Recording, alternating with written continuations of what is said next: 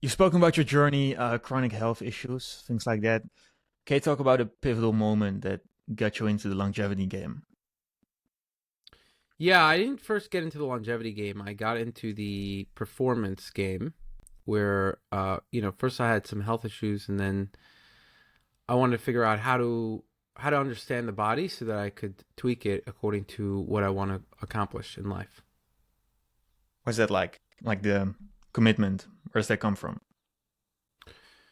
So it comes from it came from desperation, I think. It was just very clear that if you want to live a good life, Hmm. you need to be able to do XYZ, right? Like you're just not going to have a good life if you don't have energy, if you don't have your health, if you don't have like if you just have any kind of disease, it really impacts your life. Hmm. And so, if your brain is not functioning well, if your sleep is not good, if you cannot control your physiology, Right. then your life is bad. I mean, like it's just one weak point could like destroy your life. If you're just like not sleeping well, Hmm.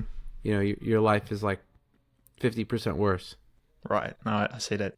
What was it like before, if you can touch on that? Before you get into the biohacking longevity, things you Yeah, were dealing so with. I guess there was like a lot of things that were keeping me back from living a life that I wanted to live, and that includes, let's say, energy. I felt like I didn't have any energy in the day or motivation. Hmm. My cognitive function wasn't good. I had some brain fog. I had what else?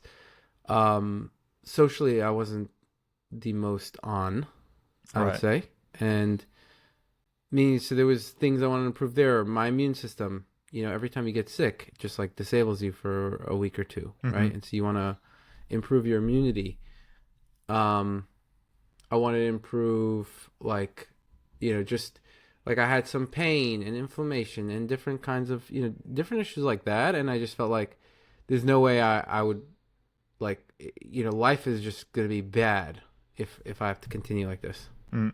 Was it gradually, or did you like one day to the next you were like, I'm gonna fully do this? Because I see the appeal, right?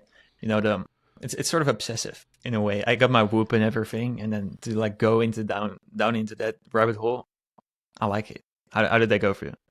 Yeah, it was gradual. There was gradual, and then there was a period of like, okay, things got worse, and it was like, if I don't, it was very clear to me that the trend wasn't going to be better. It was just Mhm. going to be worse if I didn't do anything. So I just felt like my number one priority has to be getting my health in order, and then I could go on to other priorities. Yeah, I like that. What's optimal health mean to you? How do you define that? So having a good mood, um, being in a good mood all the time. I think, and I think mood is a very big one. Most people are not in a good mood Mhm. most of the time, probably, or half the time, or whatever it is. I think people are very unhappy, and I think mood is can be manipulated based on our biochemistry. So you could put two people in the same miserable situation. One person is going to be happy, and to some degree, it's a mindset, but that mindset really comes from the physiology. They have certain genes or predispositions that makes them happy people, and you could change that. Mm. So I think that's something that could be changed. So I think mood is very important for optimal health. If you're again, it's for lifespan and also health span, right? You want to make life worth living. So I think you need to be in a good mood. Energy, brain function, metabolic health, right? So like you want to you want to look and feel good. It's part of energy as well, I'd say. And then what else is part of it? You don't want to you don't want to have any disabling conditions. Um, and I just think that that's the like you want to have energy. So sleeping, certain things go together. But yeah, that's what I would say optimal health is. Yeah, I see that. What has been the to get to that 0.63%? Because that's that's something. Have you ever Um, done the test? I haven't. No, I haven't looked into Okay. them. They're like $500, right? Yeah. Yeah, that's crazy. Um, I wouldn't say that it's necessarily worth it, to be honest. It's really Because I don't think you're gonna be. It's hard to make decisions based on it. That's why. So no matter what score you get, you're not gonna be able to make a decision based on it. But it can tell you overall if you're healthy or not. So in a very broad way, it could be like, okay, well, if you're below point 0.7 or something like that, you're probably pretty healthy. Mm-hmm. If you're above 1, you're not healthy. So like that's kind of the main point. But I could look at somebody's lab tests and see if they're healthy or not. Yeah. I don't need any kind of like you could look at somebody and just see, okay, are they fit? You know, what's their lifestyle like? Yeah, you could look at some basic stuff. Like I could look at their labs and I could get a good idea of how healthy this person is without needing any kind of fancy tests. What was baseline for you when you did the first test? 0.72. Okay. What did you do to get it to 6.3? I just optimized my physiology in general. Okay. And yeah, just general optimization. I think there was something I was doing also that was hurting it. I was taking too much niacin, which I think hurts that score. Mm. Yeah, it is susceptible to different things. No, I see that. What do you do right now that's like different from maybe well, obviously it's different, but different from the average person that keeps it down there, that score? Besides the 150 pill. Yeah. 160 supplements a day. Besides that, I don't know. Probably not much, man. I see. Is it mainly that though? Like, I have a. but it's mainly the 160. My friend makes a joke that me and him are like the same exact people, except that I take 160 pills a day. Right. He's like me plus minus 160 supplements a day. I see that. No, that's interesting though. But you contributed mostly to the supplements, besides like sleep, besides I don't know, red light, whatever you do, like. Yeah, I'd say so. The 160. What are the most important ones? I don't even do red light. You don't? No.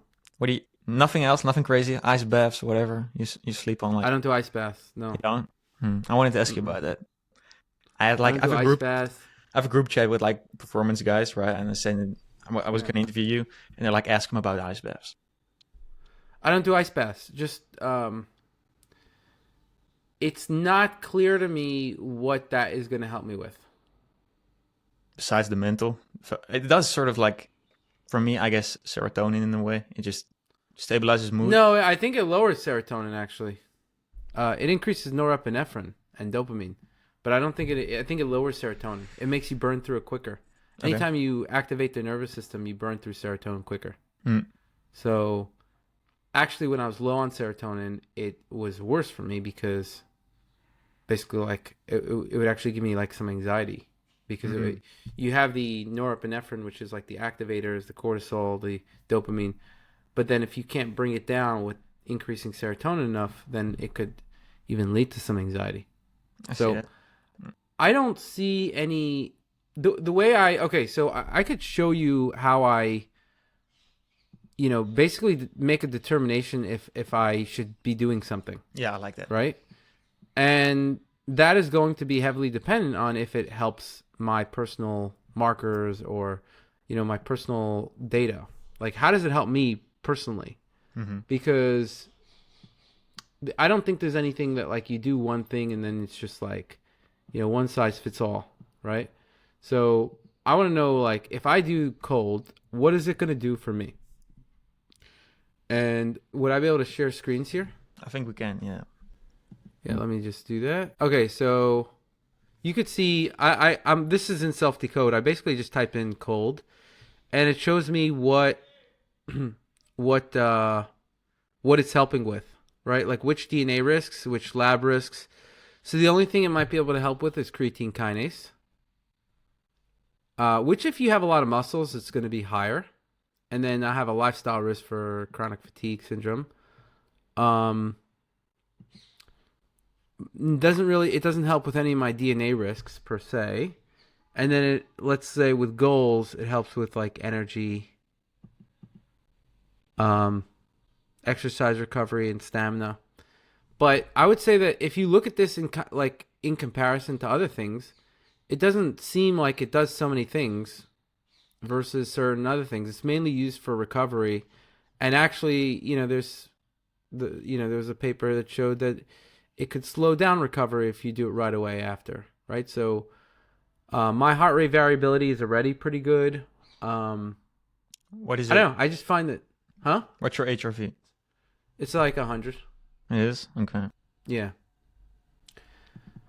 So the question is, for each thing, it's like, how is this thing going to help me, right? And for cold, yeah, if I get into a cold, like it does give me some more energy, but it also like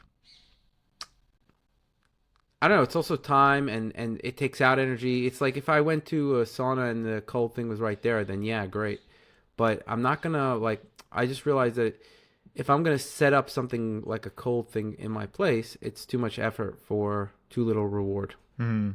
For purely this objective, yeah, I see that. I did it for a Yeah. while when I was training for my Ironman. I had like a cold plunge just for like the mental, to keep myself focused. Yeah. But And that's what a did you different. find it helped you with? Nah, nothing. I would say recovery wise or anything crazy. More just the doing tough things. But that's a different subject, right? Just doing something tough. More doing what? Doing tough things. Yeah. So after my morning cardio, I jump in the ice bath because it's tough and to stay in that mind space, basically. And did it help you become like more productive? I'd say so. Like I said, it stabilizes mood in a way. I'd say after I'd wake up and I feel whatever. Like some days you feel good, some days you don't. After the ice bath, Okay. I just felt good like all the time. I had like no bad days. So that's that. So I think that's probably one of the things people use it for, but yeah, mainly mood is like Hmm. you're putting yourself in a harsh situation. And I if you do anything hard, like really hard, the harder it is, the more the rest of the day is easier. So True. it's I would I'd say it's like just doing hard stuff, Hmm. right? And you could also spar, and that's very hard, Hmm. right? I don't know. I mean, there's different hard things that you could do. And I just guess that it depends on what is available to you, like, and what do you want to spend time on. It's. I think it's more like a personal flavor. I It's like, do you see. like Yeah. vanilla or chocolate? It's not Right. like this is what you got to do to be optimal. Mm. It's just like I don't think it's gonna. It's not for longevity. It's not for. I don't think it's really doing anything significant except that it's like either it's improving mood, maybe giving you a little more energy, and then just also putting you in the space of like doing something hard, Hmm. and that makes certain other things easier in the day. But I think that aspect could be gained from just doing anything hard, I right? see that. Now, the reason I ask about the ice baths and the anything besides the pill regimen in general is you have Brian Johnson, right? I'm sure you follow his work. He does like all this crazy stuff. He became like the last couple of years became like sort of the face of longevity in a way. He made it sort of mainstream. All right. How do you look at that? All the stuff he does and all the lasers and all the red light and all the whatever. Well, what does he do? Yeah, what does he do? I think he has like a 4 hour morning routine of, like I said, it's red light. It's besides the I pills. think he stopped doing the red light. He did. He just does the red light for his hair. Yeah. What is? 1 second. Want to get a drink? I like this. You're more on the fly than usual. All these people are like they're stagnant, right? Like I fire questions at them and they're like answer them. This is more of a conversation. I like it. I love kombucha. All right, what are you drinking? Let's touch on it. I've seen you post I'm about it. drinking kombucha, and I just love the way it tastes. It's not even like a. And then I got like one of these tinctures at a conference, so I just want to use it up. Shaga. Hmm. So I'm putting it in my kombucha. I don't normally take tinctures, but like. You just like the kombucha? That's it. Mm-hmm. Okay, cool. It's great. Kombucha is great. I've never had it. There's alcohol in it. A little bit, very little. A little bit. You've Stop never had drinking. it? I've never had it. Ever? Never ever. Which country are you from? Netherlands. They don't drink kombucha in the Netherlands? I've never heard of it until you posted it. I researched No it way. yesterday. Yeah. No. Wow. I thought like everybody knew about it. I've been drinking kombucha for like 15 years. What is it? It's just fermented tea. Okay. Oh, all right. Yeah, I was making my own kombucha like 15 years ago. Mm, No, it was 13 years ago. I like that. Back to the pill supplement. 160, you say? Yes. Yeah, what does Brian Johnson do exactly? Oh yeah, right. I've seen him, I believe, inject a whole bunch of stuff in his body. Now that you ask Like me what? point blank, yeah, that's a great question. You want me to research it? Let's see. Let's pull his Instagram up. But I know what he does. I'm just Yeah, the reason I'm asking you is you're putting me because on the spot here. no, I'm not trying to test you either. It's that I think he's done really good job at marketing that he does Right. so much. Um, I don't see there's anything in particular that he. Mm, okay. Well, yeah. The Now only I thing can that see he's done him. that's like he did the gene therapy for follistatin. Yeah. Now it just seems. Um, Look at his Instagram, right? yeah, Like he fills his entire day, which is like injecting his son's blood in his ass cheeks. that's all marketing. Right. That's why I'm asking. So Yeah, is there stuff you look at that you're like, I hey, mean he said the son's blood he didn't notice any difference, hmm, but he could have done it without informing everybody. Also, right? The idea is that the whole idea is the marketing behind it. mm-hmm. Okay, so it's yeah. He's making an image of himself of like somebody who's which is fine. I think there's nothing wrong with that, but just to be clear, it's I don't know if he's doing so many crazy things, and I think a lot of the things that he's doing, he's not actually showing you what he's doing. Also, Makes sense. but like the facial laser stuff, I think he's probably overdoing the aesthetic stuff. Mm-hmm. Um, yeah, but when it comes to the lab testing, I think that's where the my biggest issue is his thesis is around what I'm doing works because of my labs. The only problem is we cannot see all of his labs. He just cherry picks the best results, for as far as I can tell. Mm-hmm. So we don't know, like if you cherry pick results, you could cherry pick whatever you want, right? Like it's Sure. very easy to take the best lab from every time. I want to see his labs every time. Mm-hmm. Okay. The 160 pills. So that's the essence of it. Like you've tried all the stuff because the way you approach it, what you just showed me, the systematic approach. This is just the essence. It's just I guess good sleep and the pills. That's it. I think sleep is very important, yeah. But I also think that the pills give me good sleep. Okay. So I'd say that the sleep has to do with the pills for me. And what else is there? Yeah, I would trace it all back to the pills and moderately healthy diet and lifestyle. I like that. I Like would. I wouldn't say I'm extreme in diet and lifestyle. I'm pretty like I try to exercise a reasonable amount. Mm-hmm. I don't eat processed foods. Beyond that, I don't think there's anything extraordinary about what I'm doing, diet and lifestyle. How much water do you drink? I drink a lot of water. Let's see. I drink what is this? Is this a liter? Mm-hmm. I guess Yeah. looks about right. Let's say it's a liter. I drink like probably 3 of these a day at least. But then I don't know. It's other liquids too. Like I'll have some kombuchas. I'll have shakes that I have. So yeah, hard to calculate exactly how much liquids I'm having in the day. Hmm. I take creatine and I take omega 3s and I take vitamin D3. What am I missing? Uh, 157 other pills. That's what I'm missing. But what are the most well, I important mean, ones? no, I mean, some people don't need to take a lot of pills. I think some people have really good genetics and like they just grew up with a good lifestyle and like they just seem to yeah, like for example, Sim Land doesn't need to take a lot of pills and he's fine. Like I've seen his blood markers. He doesn't need to take a lot, but I also say that he's more of an exception than the rule. Mm-hmm. He's like, yeah, but he still takes like 15 a day. Okay. And there's still some things to optimize there, of course. But I'll give you an example. Like, genetically, his LDL cholesterol, like he's on a regular diet. His LDL cholesterol and his ApoB is like 60, which is like really rare if you're not taking anything for it, right? Mm-hmm. Whereas my ApoB is like 140 if I wasn't taking anything. Okay. So a lot of that is genetic, and if I want to get to his level, I have to take like, some drugs and supplements, which I do. So what's common besides the three I just mentioned?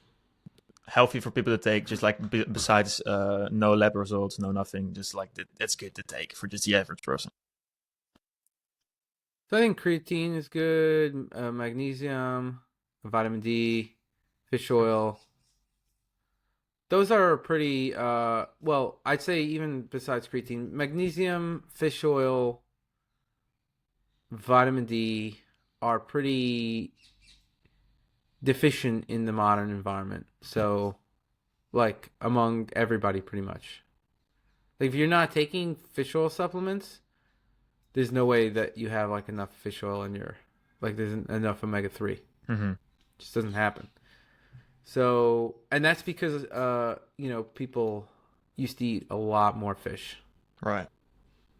And less oils as well. So, vegetable oils. But mainly a lot more fish. And that makes a big difference. So, if most of your diet is fish, then that's why one of the reasons people live near seas or rivers or whatever is because that access to seafood. So seafood was always a big part of people's diet, and I don't think that is anymore. So I think you really have to eat a lot of fish. Then there's another thing that causes the deficiency. Every time you get an infection, your body uses up EPA. Right? And so once upon a time, people maybe got like a few infections in their whole life, right? A small number. Because you didn't really leave your village. People would live on a farm and, never really leave. It wasn't like a thing to travel. Whereas now, if you're just like a well-traveled person, you're picking up infections left, right, and center. So every time you get one of those infections, you use up EPA. And, so those are the two reasons we're getting way more infections than ever before, and we're not consuming enough EPA, and we're consuming too much omega-6. So those three reasons is why the ratio of omega-3 to omega-6 in the blood is messed up. I think it's actually the biggest one is probably the infections. Like health concern wise. No, people just get infections all the time now. So COVID is one, but like there's hundreds of other infections that people are getting. Anytime you go on a plane, you pick up an infection. Mm-hmm. Anytime you go in if you're in a lot of crowded places or just like enclosed places, you're picking up infections. So every infection you pick up, that causes some kind of burden on the omega-3 balance in the body. But that's like regainable. Like the EPA, you like run out of it, or do you supplement it? You run out of it, yeah. Eventually, you run out of it. Well, you run out of it in the short term if you get an infection, right. and you have to replenish it. With omega-3s? Yeah. Right. Okay. So that, I'd say, is the main reason why we would need more omega-3 now than before. Mm-hmm. And we're also getting less of it, and we're also getting more omega-6. So those are the three reasons, in that order, I think, why everybody needs to take omega-3. Mm-hmm. Okay. That's a good one. Yeah. I think. And you could check your blood, but you don't really see anybody's blood who has good levels without supplementing. All right. What other tests are you taking besides the lab test, besides the blood test, and the aging test? I take everything. I take so many lab tests. Question is, what am I not taking? But how much fish oil do you take a day? Ooh, it says 1200 something on my bottle. 1200 what? Yeah, great. You want me to get it? I mean, yeah, if you don't remember, sure. Sure, I'm just I'll get it. curious. These are the ones I got. I stole them from Brian Johnson's Blueprint. Let me see. Pure Essentials Fish Oil. Oh, could you read the EPA and DHA? Let's see. EPA 670 milligrams. DHA 330. Per pill? 2 pills. 2 pills. I take 2 a day. Okay. That's not enough EPA in the day. What do I need? How much do I need? I don't know. To give you an I probably take 2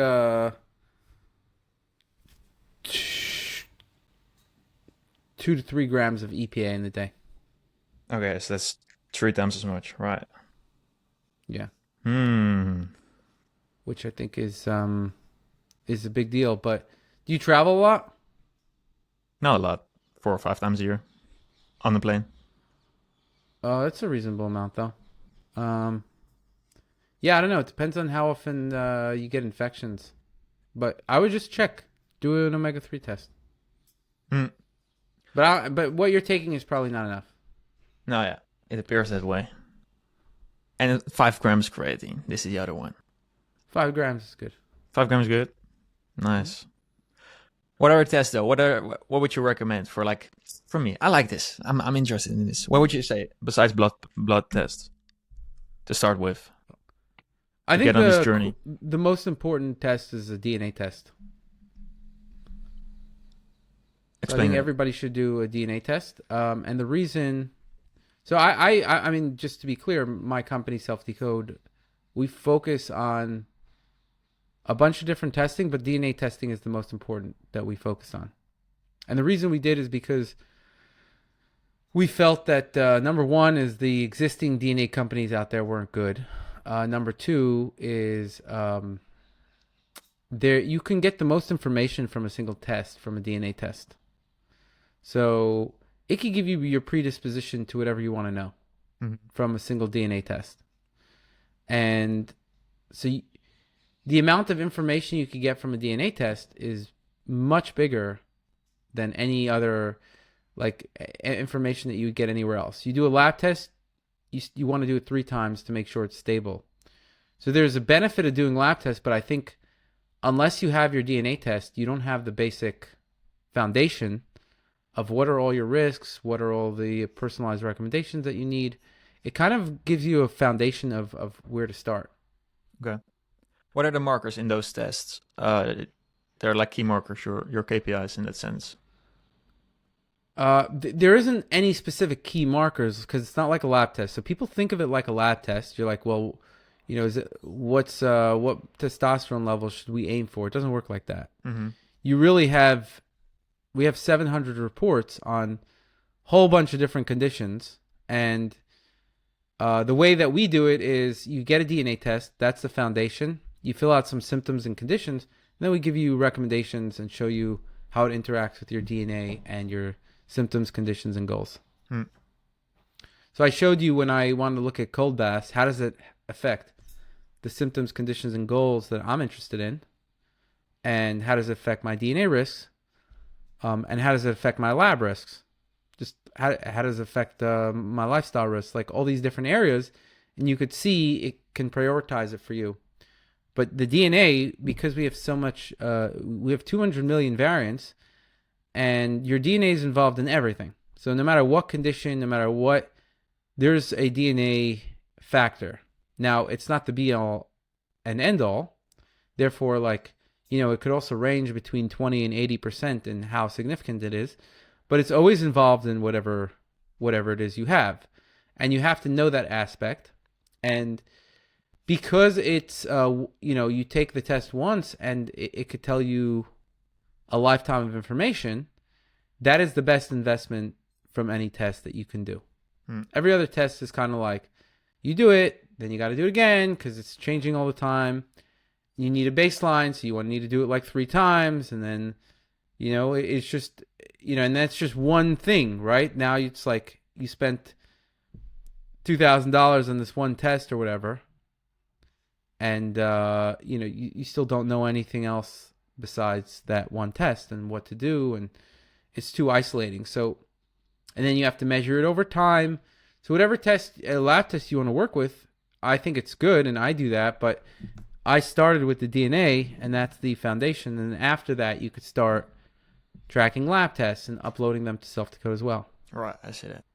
Explain Self-Decode, because it's very intriguing to me. You have your DNA test, and then what you just showed me, like how does it work? Yeah, so SelfDecode, I made SelfDecode in response to, I just looked at the market of DNA companies out there, and it just seemed like there was bad and worse. Mm-hmm. And so I wanted something better, something way more advanced, like 100 times more advanced than what was out there, because I realized that the potential of DNA is huge, right? You have 200 million genetic variants, and all these are telling you something about the body. And the way that these other companies were working was looking at 5 genetic variants, 10, sometimes 20. And they weren't really giving you any sophisticated information. There was no sophisticated prediction models. There was no AI. There was no, just very not sophisticated. And something that you can recreate with a few $1,000s, right? It's very easy to recreate this stuff. Mm-hmm. So I said, like, okay, look, we want to build something very sophisticated that has real prediction power, that's validated scientifically. And that's what we did. We that's comprehensive. And then along the way, we kept on building tools to make it more useful in the grand scheme of things. So we focused on the DNA technology, but we focused also on software that you can actually get a holistic picture of what's going on. So you could put in symptoms, conditions, goals.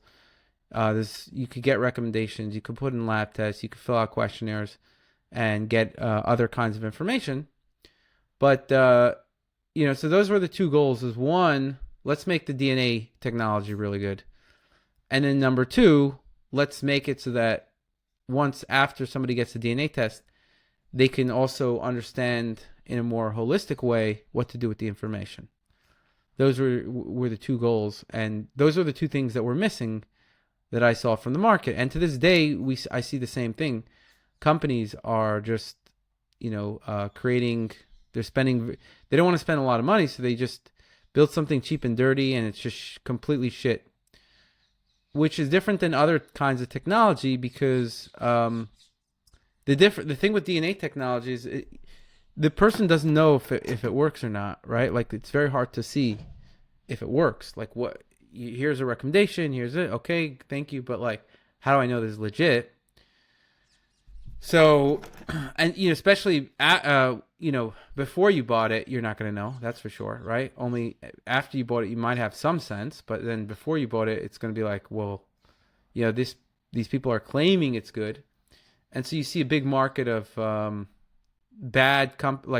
shitty companies claiming they get good stuff, but it's worthless. It's not even like the difference between like, oh, good and slightly less good. It's like absolutely zero value versus like tremendous value. So it's a huge difference between quality in this space. How do you go about building a platform like that, more from a business perspective? You have to raise money, because it's a lot of money in the technology. So we put in like $20 million into the technology. And then break that down for me. You got to find, the 20. Break that down for me. How do you? Most of it goes to research. Like, how do you go about it? A lot of it goes to research. A lot of it goes to building out software, making the reporting. Just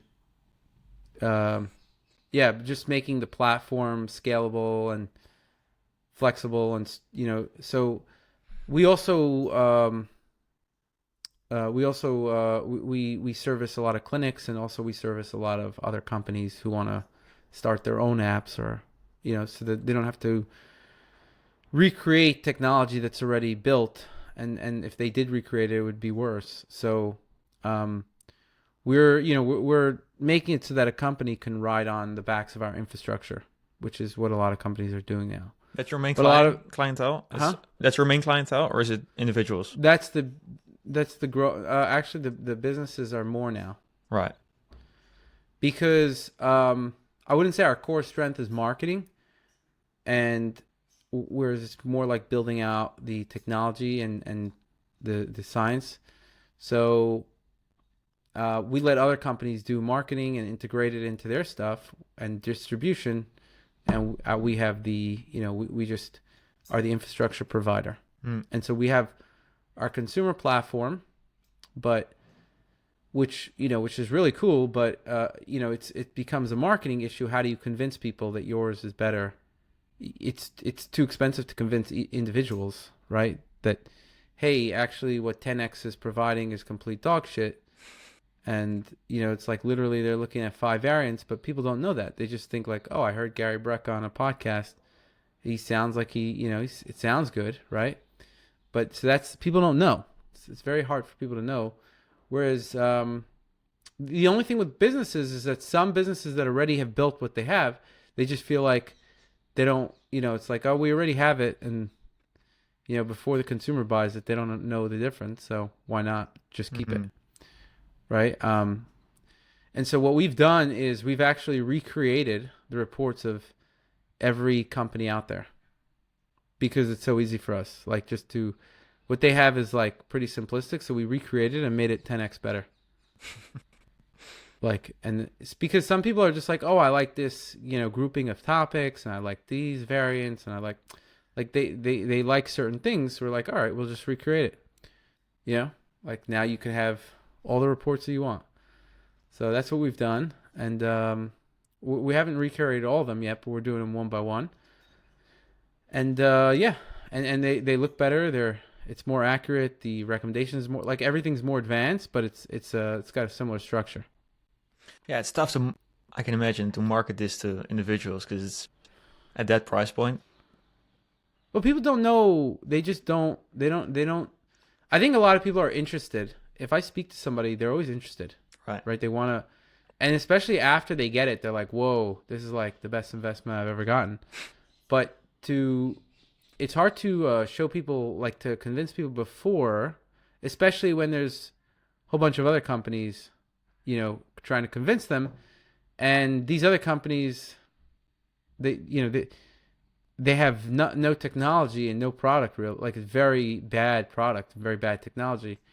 Like if it was, in the auto market, there's like, car that's 20% better, 20% worse, but it has to drive one way or another. In the genetic space, if it just doesn't even, like, if it's complete nonsense, it does, you could still give it to somebody, right? Like there's no minimum requirement that needs to be made.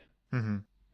Like it's like shipping, if you ship a car without brakes, somebody's dying. If you do that in the genetics, so what's going to happen, right? Like, yeah, so that's the problem in the industry, is that like these companies are reporting on like 100 variants, 5 variants,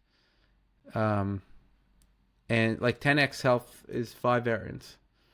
So they're also not predictive, the technology. So it's Have you ever done a DNA test? I have not. No.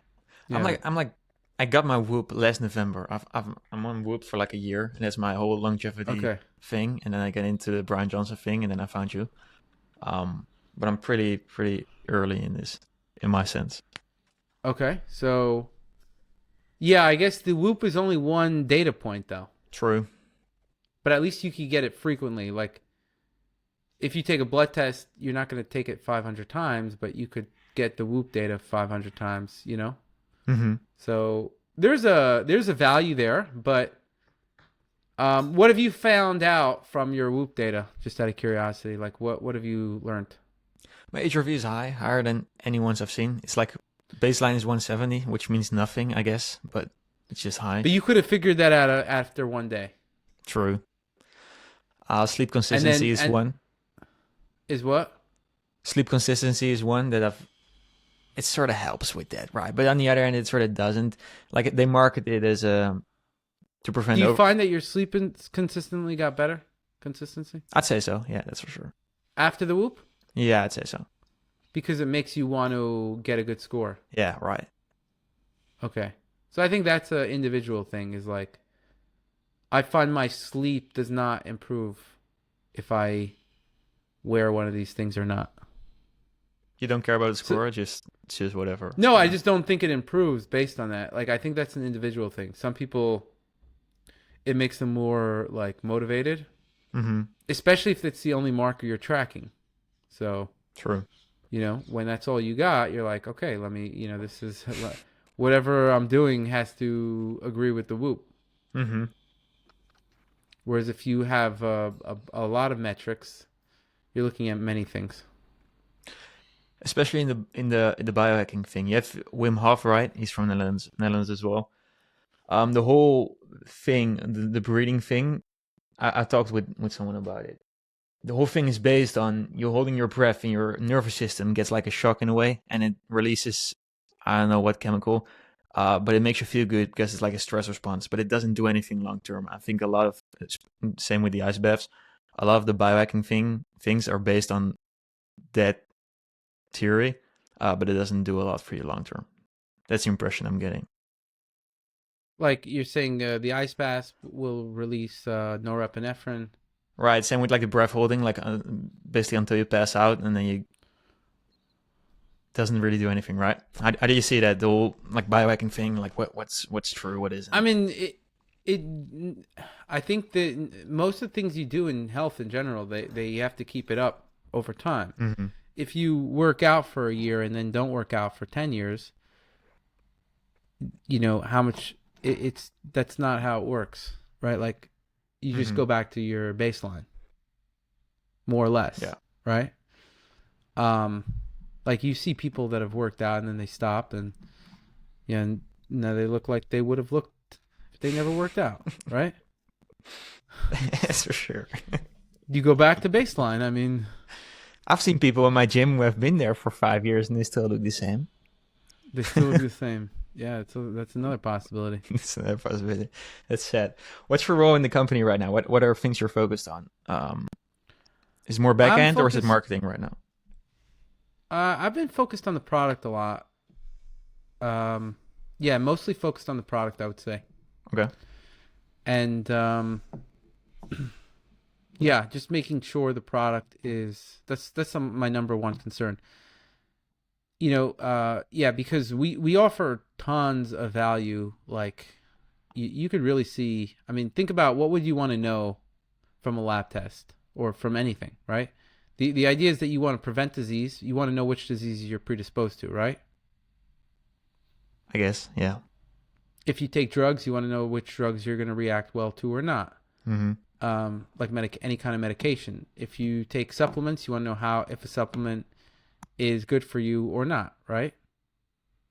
Sure.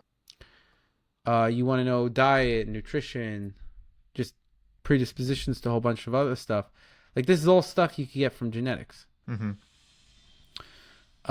Some people might want ancestry. Some people might want to see if they have certain variants or whatever. So all that stuff you can get in a genetic test, in an advanced genetic test like Self-Decode. And then, yeah, but so that's why I think it's the base for any kind of biohacking. I think if anyone's into biohacking, the initial step has to be taking a genetic test. And then after that, because like if you do lab testing, you could spend tens of thousands of dollars, which I think is worth it. But if you look at dollar to dollar, the most value you're going to get is from genetic test. All the other stuff changes too frequently. And even just to get a baseline, I always take a test 3 times. Mm-hmm. And then you have to see how you change it. And you take it again. And you keep taking it, and you're taking out a lot of blood. There's a lot of time, it's a lot of money, a lot of effort. Whereas, and you compare that to the genetic test, the amount of value I got on the genetic test is equal to all the blood tests I've ever done. Mm-hmm. And so if you think about it, it's like, one genetic test, $500, whatever it is. Yeah. then tens of thousands of dollars, hundreds of hours on lab tests, even more, right? Like, you just comparing the two is like, what if I think they're equal, which I do, equal in value. Now I'm still getting all these lab tests, right? So even though I think like the lab tests are very valuable, and I'm continuing them, I think all the lab tests I've ever done is like equivalent to the genetic test. So I think that's why I say that, like, dollar for dollar, the genetic test is the best thing. It's the foundation. And then after that, you want to track as many markers as you can. And actually, the genetic test will tell you which markers to track based on your genetic risks. They'll tell you, like, do this test because you have risks in these areas. You make it sound easy. Well, I'm just saying, like, it gives you all that base information so that you can make better decisions going forward. And I see. Whether it's what tests to take, what supplements. So that's why I consider it a foundation. That's why I got into it, right? That's why I said, okay, look, the most value we can unlock from any given test is a genetic test. And so it makes sense to really focus on this. And then also, once you allow people to upload other things to get even more value. But I would say the core value is a good genetic test. I'm not talking about the 10x genetic test, because that you're literally only getting 5 SNPs. What do you think of their superhuman protocol? They have for like 150 grand they're selling. I mean, I see those guys as snake oil. You think so? I mean, yeah. I mean, but I don't think snake oil always is a bad thing. Meaning, like, I think there's some benefits in what they do, right? Like he says, breathing exercises and ice baths and do a keto diet or low carb or whatever. Obviously there's benefits to all these things, right? So I think there's benefits. I just think that there's not more benefits than what you'll get from just ChatGPT. Okay. Right? Just ask ChatGPT, hey, what should I do for this or whatever? Like, it's just what they're doing is collecting information from everyone else, not filtering it, because they can't figure out what's bullshit and what's not, and just, or what's personalized or not, and then just giving that protocol to everybody and making it sound personalized with a shitty genetic test, right? So, but that's where I think the snake oil is that, like, they're putting like basic health coaches. You're not in the space for that long, according to you, right? But you already know everything that they're doing, right? Yeah. Okay. You could go to anybody and be like, do an ice bath, do do some red lights and exercise and go on a low carb diet, and you'll do a lot better. Save $150,000. Yeah. Save 150 grand. You'll do a lot better. That's the legit part. The problem is they start trying to make it like, let's do this $600 genetic test, which is giving you 5 variants, and it doesn't even tell you anything. Have you ever seen their genetic test? I don't know. Oh, it's hilarious. It is? Yeah, it's complete garbage. It's a trend, though, right? They're smart marketers. They're the best. They are. Right? Grant Cardone. They got the best in class sales. So that's great. So they see where the market is going, and Yeah, what I've learned from 10x is that you could have the worst product ever and have the most sales in the market. I'm not kidding. Like, literally. Like, some founders think like, oh, I need to have a good product market fit. This is their product right here. They're looking at 5 variants. The report is uncomprehendable. And even if you're a genetics expert, it tells you, okay, you've got this variant in MTHFR. Thank you for $600. Wow. Whereas, like, ours is literally like 1 million times better. And it's like, we just don't have the same kind of sales and marketing as these guys have. And, they make a lot more revenue than us. But, don't hate the player, hate the game. They're very good at sales and marketing. Right. So I give it to them. Yours is 500? Yeah, around it's 400 to 600 depending on there's different plans. I'm gonna take yours. It's the next step. And yeah, no, it's if you see what other companies have, you'd be like, what kind of scam is this, right? Like it's really it's really like a joke. I'll show you what we did. We built, like I told you, we built products like these other companies, but just made them 100 times better. So now what they showed you is just a methylation pathway report. So I wouldn't say that that's very user friendly, but this is ours. Mm-hmm. And But you could explain see this. What is this? I have no idea what this is. Yeah, so I wouldn't say this is user friendly, but just the market of practitioners want this, so we released it. And it's similar to, it's basically like 10x genetic report, just 10x better, right? So we called it 100x methylation report. That's good marketing. That's good. Maybe we'll see how well it sells. But this is really way better. So you see, like this orange is where the genes have problems; they're not working very well. Mm-hmm. And you could see that if I took regular folate, it passes through different kinds of folate here, like tetrahydrofolate, but then it gets blocked. It can't get to the 5-methylfolate. That's the whole idea here. They're just, basically reporting on a few genes, and each gene, they only have one variant, whereas each gene has, dozens of variants or many. And then there's many genes. And then you also actually get recommendations here. So if you go down, you could see which gene is being harmed also by different kinds of blockers like alcohol, enhancers. This is basically taking, and again, this I think is our least user-friendly report because, again, we're just mainly doing it based on what they, like we're making it better than other products. But yeah, your recommendations. So these are all the recommendations. Mm-hmm. And you could see how this recommendation, take methylfolate, it's working on many genetic variants. So the system is built so that it takes into account many pieces of information at once rather than just like one snip at a time. So if you want, I would say you could just look at these recommendations here. But yeah, this is more for practitioners, to be honest, this methylation report. Mm-hmm.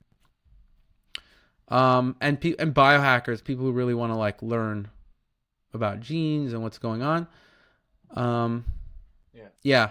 Otherwise, the other stuff that we have is way more user friendly. I'm gonna ask my parents for a Self-Decode DNA test this Christmas. That's my plan. I would ask it to them Black Friday. I mean, I'll be curious what they're gonna say. They already think I'm delusional. Whatever. Yeah. I mean, a DNA test is. I think it's. I don't think even parents think it's like a bad thing. Maybe this will be one of my lesser delusional endeavors. Yeah, I think this might be one of the lesser ones. What do you, just out of curiosity, what do you spend on just yourself on the testing, supplements, and everything a year? Have you figured that out? My supplements is probably like $3,000 a month. That's quite something. Testing is probably also $3,000 a month. And what else is out? What else? I don't know. I spend probably more on food too. I don't know, 3,000, but like, I mean, if you count the dates, then maybe. But yeah, I'm probably spending $2,000 a month on food. Yeah, it's very niche. Yeah, the whole longevity game. Yeah, I love it though. Where do you see Self-Decode be in, say, 10, 20 years? Where's it going? Where's it evaluating to? Well, I the way I see it is the way we're headed is the infrastructure provider, like the Amazon of all these other companies. Okay. So eventually, I think all these other companies are going to start using us as infrastructure. it's going to take a while because, you know, we our name, like we already have 75 companies, but we have to get big enough so that everybody knows us. And yeah, and I also think people need to get more educated in the market because a lot of people still don't know the difference between a scam genetic test and a legit one. And really, in like I said, in the genetic space, the difference is between worthless and something that is the best investment you've ever had. It's not like you get a car, a Honda versus a Mercedes. Both of them are working. One might be a little faster. It doesn't work like that. It's a very different. It's not like one brand, a supplement versus another, or one fish oil. You know, this is a little less rancid or a little more EPA or whatever. This is like worthless garbage that will just confuse you versus the best investment in your life. So that's how I see the dichotomy. And I think where this is going out, I think people are going to be more educated on what's garbage and what's not.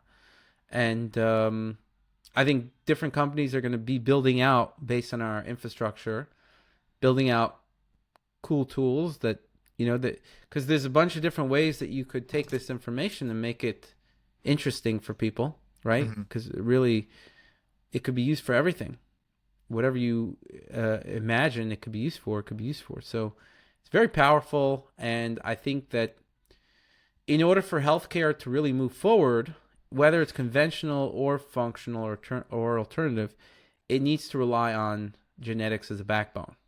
And you hear people talking about more and more, right? Well, it depends on your genetics, depends on, you know, and like precision health. And so all these sectors are moving towards this stuff, whether it's conventional hospitals, but also you see alternative medicine.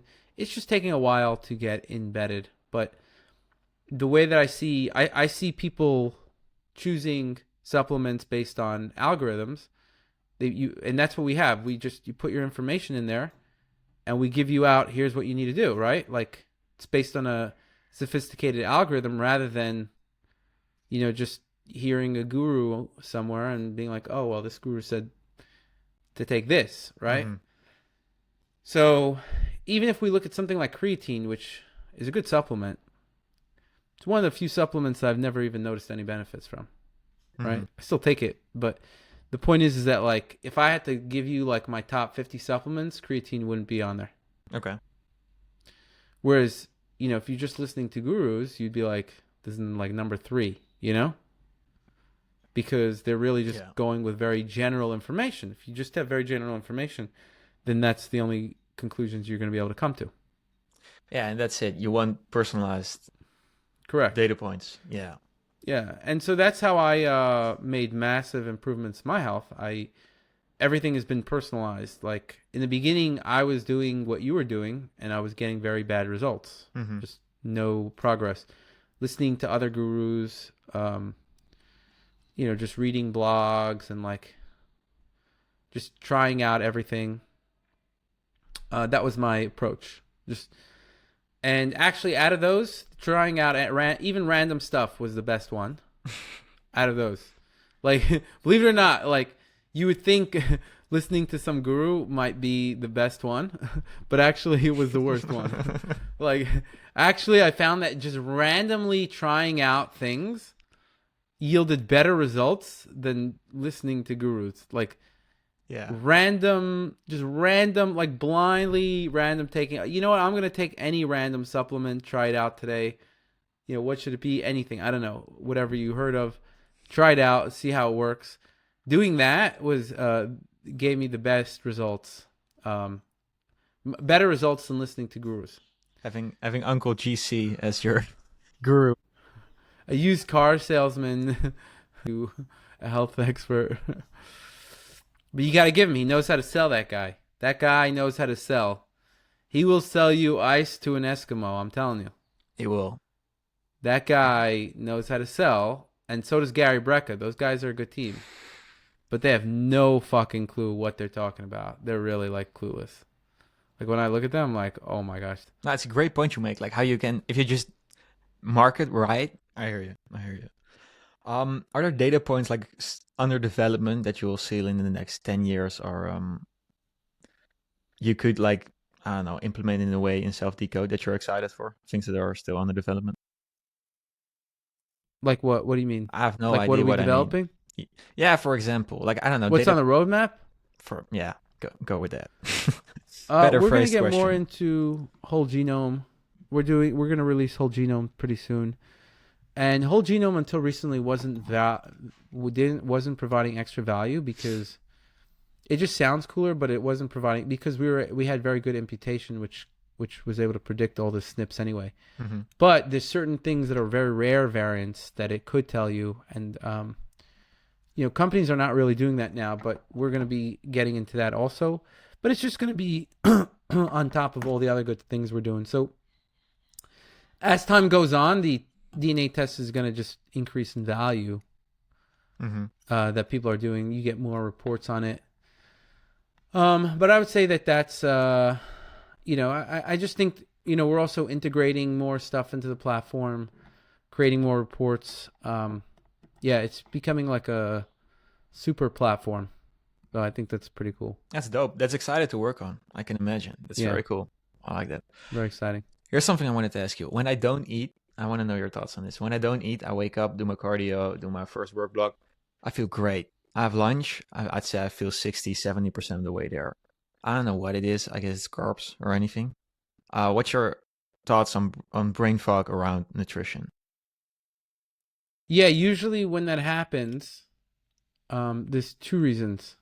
First, the one is you might have a food sensitivity. So you're doing intermittent fasting and then you introduce foods, it's giving you a reaction and it's making you tired. That's one. And two is there seems to be something in your system, in people in general, when they're fasting. So basically what's happening is you're not expending any energy whatsoever on digestion. Pretty much anywhere, because like once you're fasting for 12, 16 hours, you're not running on any, you're not exerting any digestive energy. Or you're just kind of like metabolizing what's there. And then when you're eating a big meal, and I think what's happening is all of a sudden you're starting to use a lot of digestive energy. So one, I think it has to do with food sensitivities, and two, I think it has to do with digestive energy. So food sensitivity is easy to test for.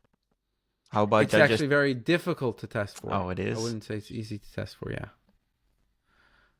Probably the DNA testing is the best that you could do for food sensitivities. But even that's not 100%. It's just that there's no test that's 100%. So is there a way around that? What I'm describing in the lack of energy I feel after lunch, basically. Yeah, I mean, you could just if you eat just meat after lunch, do you get sluggish? I've never tried that. Try it out. Just meat? Mm-hmm. If you still get sluggish, then it means it's not from the food sensitivity. It's just from the digestive effort. Okay. Yeah, I see how that could work. Bulking on just meat stuff, though. But just trying it out. I'm not saying you need to do it every day. Just try it out as an experiment. Mm. If you see that you're still getting tired, just because you're using a lot of digestive effort. And then that's just what it is. There's no... Yeah. Yeah, I mean, you could maybe try to improve digestion or eat smaller meals, but improve mitochondria, because if your mitochondria is working very well, then you could basically, run more cylinders, right? Like you can also have energy for digestion and also have energy for your brain. Both your brain and your digestion are very energetically intense systems, and the immune system. So sometimes if you're feeling weak, you might be fighting an infection because you're just using a lot of energy to creating different kinds of antigens and cytokines and whatnot. So there's a lot of energy used for digestion, immunity, and brain function. So if you're using your brain very intensely, you can all of a sudden get hungry and feel like a little tired out, right? Mm-hmm. If you just all of a sudden eat a huge meal, all of a sudden you can use a lot of digestive energy. Yeah, so there's a bunch of stuff that you could use energy for, Mm-hmm. and you might feel a little tired after. I see that. Makes sense. Interesting one to just to test for that. Yeah. All right. Things you've discovered around testosterone, boosting it nutrition wise, supplement wise. Boosting it, so I mean, resistance training is significant. I think supplementing was significant, like Tongkat Ali, boron, shilajit, carnitine. These increase my testosterone. Yeah, and we have so many testosterone recommendations in Self-Decode, but that's just some that I've noticed offhand. Sounds good. Protocol around sleep. It's just you get good sleep. You do anything specific for better sleep? Yeah, it's mostly around the nervous system. If you're calm and relaxed, and you're not like if your nervous system is calm enough, you usually will get good sleep. People usually don't get good sleep if their nervous system, they have anxiety, they're worried, they can't let go of thoughts, they're in a loop, and so then during their sleep, sometimes it could also be wired, and that's where the bad sleep quality comes. So that's a wind down routine. But also, you need to make sure that your mood is optimal. Like when I optimized my mood, that's when my sleep got fixed. And that's mainly the supplements. Yeah. Okay. So optimal mood, if you're, anxious, there's usually some sleep issues that are going to be attached to that. Okay, cool. Closing. Long-term vision. You plan on not dying like Brian Johnson, or what's your 100-year plan for this? Oh, I'm not as arrogant. I don't know. I think it could go both ways. I don't want to be presumptuous and assume that we don't need to die. I think a lot of it depends on the government, because if the government deregulated stuff and the healthcare system just took off, I think there would be a lot more innovation,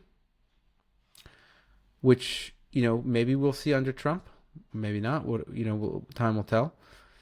But I think a lot of it is up to regulations. That's number one. Number two is sometimes it's hard to predict, if the AIs get good enough, do they stop progressing, or is there another significant development? If they get good enough, there could be it could be a very big jump like the internet. Right. There's some people say that it'll plateau, but meaning like the large language models are just going to plateau at a certain like in the not too distant future. So a lot of it depends on AI, and I think that regulation, where regulation goes, where AI goes, and yeah, I think with the current technologies, we could take pretty much anybody and make them live to 100. Whereas a lot of people might only live to 60. So I think that could be very significant. You could really take out all the weak points in people. Yeah. Find their weak points, take it out, and we have the technologies to do that. And people have many weak points, right? It could be blood sugar, it could be cholesterol, it could be, just like different kinds of lipids. There could be different blood markers, a whole bunch of different stuff. You got to see where's the weak point. Is it somebody's bone density? Where somebody doesn't have a lot of muscle mass, VO2 max. Where's somebody's weak point? And if you take out a lot of those weak points, or all of them, you could live to 100, I think. Right? And so with the technologies that we have, we could tell you what these diseases you're predisposed to, what lab tests to check for, and what to do optimize those. And that's kind of what I do. The way I see it is like increase health span, live to 100 based on current technologies. Now, with a wave, with new technologies, that could extend to beyond that, right? I wouldn't say that I would be able to predict what these technologies are going to be. But I mean, there's a certain part of me that's optimistic that says like, I think there will be a big change. Meaning like, yeah, I mean, there's nothing, I don't see there's anything like inherent that's like crazy that we wouldn't be able to do. They can like regrow a limb or whatever. You know what I'm saying? Like they can replace body parts. I don't see anything that's like, and is there any stopping replacing body parts? I don't know. Maybe just like the whole, cardiovascular system and the brain. But just like, replacing a hand, a foot, a heart, you do that, I think, you could go a long way, right? Mm-hmm. So, yeah, I mean, I think that, I think there's a good chance that we could find technologies to live to 150 and then maybe, get to escape velocity, as they say. So, but it's impossible to predict, right? There's people that are predicting these things for a long time and they're just off, right? So it's impossible to know.